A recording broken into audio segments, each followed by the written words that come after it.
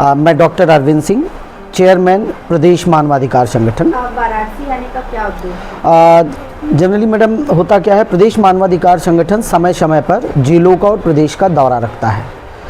3 दिवसीय 4 जिलों का दौरा रखा गया है और ये भदोही से होते हुए अभी मैं बनारस पहुंचा हुआ हूं। इसके बाद गाजीपुर और मिर्ज़ापुर का दौरा है। इस दौरे का जो मूल उद्देश्य है, समाज में मानवाधिकारों के प्रति लोगों को जागरूक करना, आम व्यक्ति को जो कि जिसके कि कोई बहुत ज़्यादा लिंक नहीं है, बहुत ज़्यादा वाइट कॉलर पीपल नहीं, जिन लोगों के, उन लोगों के मानवाधिकार हनन अगर कहीं होने वाले हैं या हो रहे हैं तो उनके प्रति संगठन आगे बढ़ता है, उनके हक की बात करता है, उनके हक की लड़ाई में साथ देता है, ताकि लोग आपस में एक समाज में एक दूसरे से बंध के रह सके।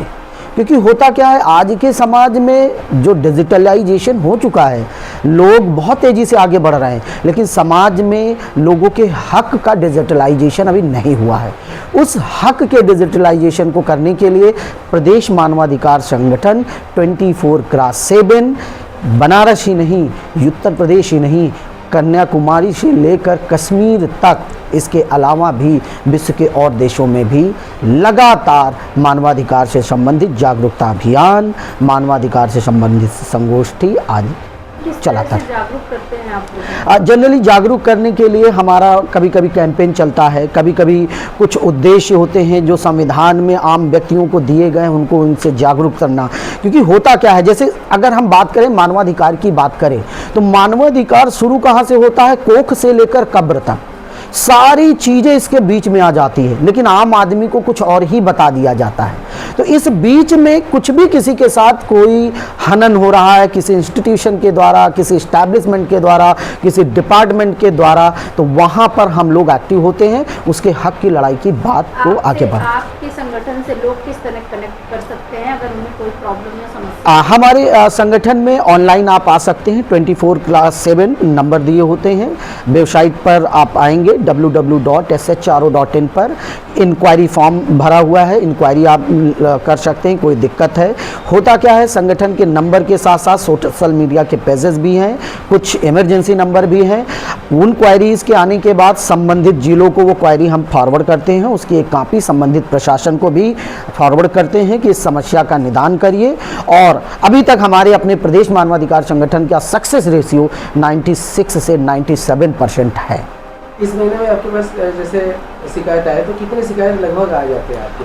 हमारे पास एरिया वाइज शिकायत आती हैं, क्योंकि ऑल ओवर इंडिया से एक ही पोर्टल पे शिकायत आती है। अगर हम एक डिस्ट्रिक्ट की बात करें, जैसे हम बनारस की बात करें, तो बनारस में ही करीब करीब 15 से 18 हमारे पास शिकायतें उस तरह की आ सकती है। वो डिपार्टमेंट से पता लगा, कभी प्रति माह आते हैं? यस, प्रति माह आते, कभी कभी तो दिन में कई शिकायतें आ जाती हैं जी। और ये एक डिस्ट्रिक्ट का नहीं है। अब तो मैं आपको बता दूं, ये बड़ी अच्छी बात है, हम आप लोगों के माध्यम से बताना चाह रहे हैं कि प्रदेश मानवाधिकार संगठन से लोग तेजी से जुड़ रहे हैं। गांव, ब्लॉक और वार्डों तक से भी समस्याएं हमारे पास आ रही हैं।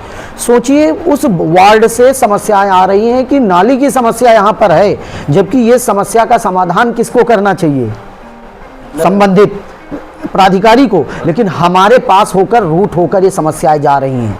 तो ये अच्छी बात है कि लोग जागरूक हो रहे हैं, अपने हक के लिए आगे बढ़ रहे हैं।